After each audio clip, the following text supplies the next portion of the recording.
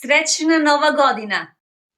Ja vam želim da u prvim danima 2025. godine postavite ciljeve. Kada imate cilj, tačno znate šta treba da radite.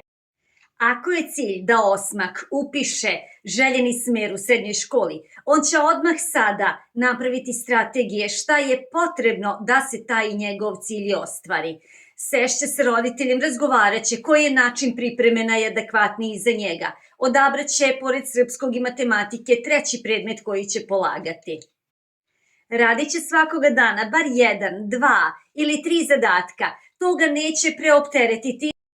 Vidite, kada jasno postavimo cilj, onda moramo da radimo radnje koje nas do tog cilja vode i po tome se cilj razlikuje od želje. O želji možemo da maštamo i može da nam bude lepo kad mi zamišljamo kako smo upisali željenu srednju školu.